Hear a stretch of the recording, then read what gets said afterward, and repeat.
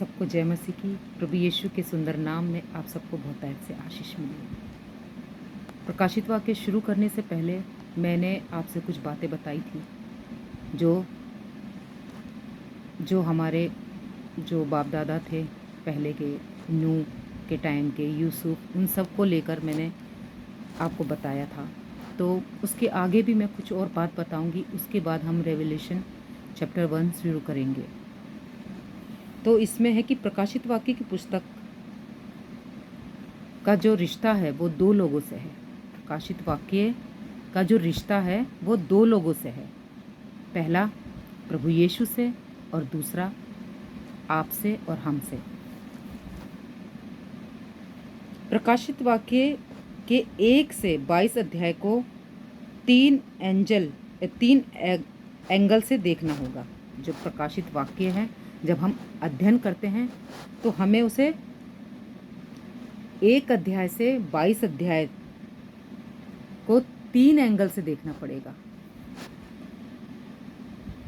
पहला अध्याय जो भूतकाल मतलब पास्ट टेंस है, और जो दूसरा अध्याय है, दूसरा और तीसरा वर्तमान यानी प्रेजेंट टेंस, और अध्याय चौथा और 22, चौथे से लेकर 22 भविष्य की बातें हैं उसमें, मतलब फ्यूचर की बातें बताई गई है।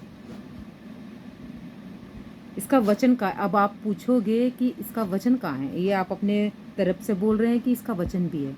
तो इसका वचन है प्रकाशित वाक्य 1:19। निकालिए प्रकाशित वाक्य 1:19 में क्या लिखा है, हम पढ़ते हैं।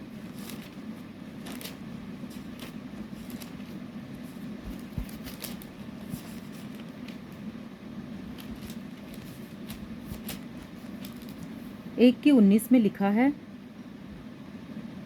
इसलिए जो बातें तूने देखी है और जो बातें हो रही है और जो बातें इसके बाद होने वाली है, उन सब को लिख ले।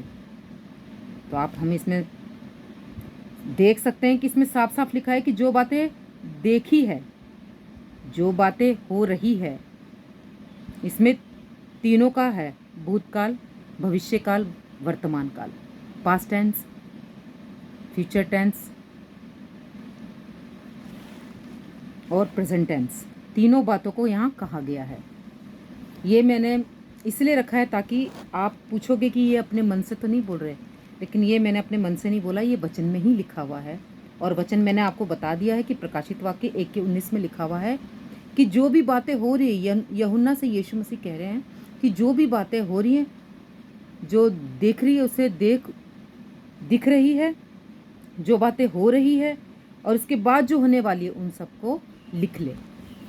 और आगे है फिर इस पुस्तक के अध्ययन को 17 भागों में हम देखेंगे। अगर उस तरह से हम पढ़ेंगे तो हमें समझ में नहीं आएगा, तो हम इसे 17 भाग में बांट देते हैं। पहला परिचय 7 कलीसियाएं,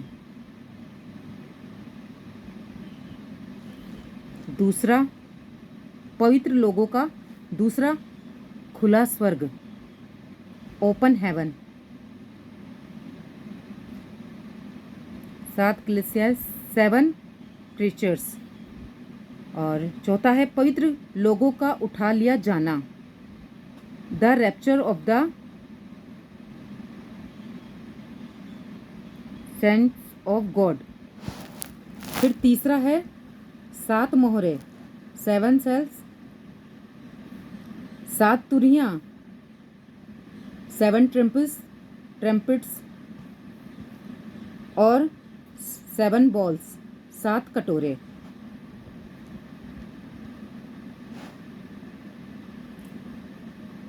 फिर है 7वां कलेश के महान दिन,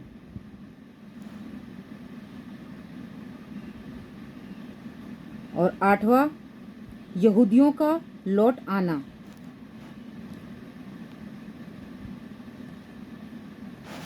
और 9वां 2 गवाह, 10वां मसीह विरोधी और झूठे भविष्यवक्ता का पतन।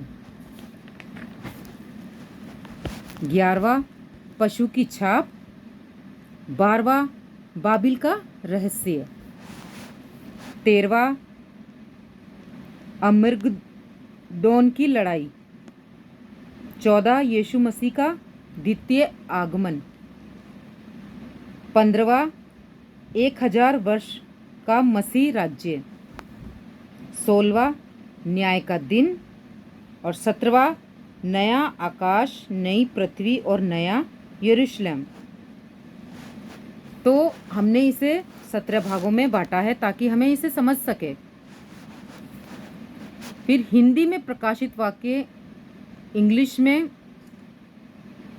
है रेवलेशन,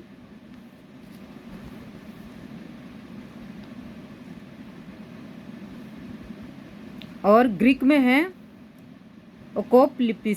ओपोलिस्टिक। मुझे बोलना नहीं आ रहा है, क्षमा करें। इस पुस्तक का लेखक यीशु का चेला यूहन्ना था। पतमुस नाम टापू 95 एडी में वो वहाँ थे। यीशु के उठा लिए जाने के 60 साल बाद जिसका नाम यूहन्ना है उसने लिखा,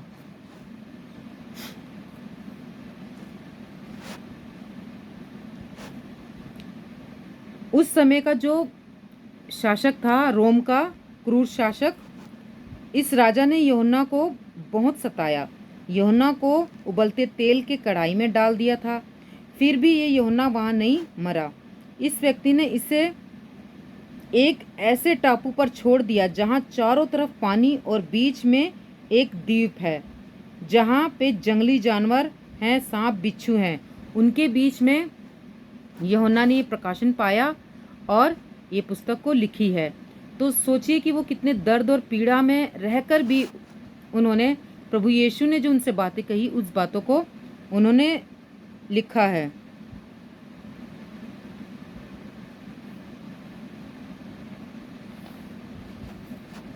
तो हम अगले चैप्टर में से अगले भाग से हम शुरू करेंगे प्रकाशित वाक्य 1 अध्याय से।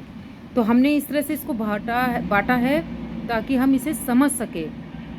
अगर हम उस तरह से सीधे सीधे पढ़ेंगे तो हमें कुछ समझ में नहीं आएगा। अगर हम उसको भाग लगा के पढ़ेंगे कि हाँ इस भाग में प्रेजेंट टेंस की बातें लिखी हुई है, इस भाग में पास्ट टेंस की बातें लिखी हुई है, और इस भाग में भविष्य की बातें लिखी हुई है, फ्यूचर की बातें लिखी हुई है, तो उसके हिसाब से हम पढ़ेंगे तो हमें समझ में आएगा।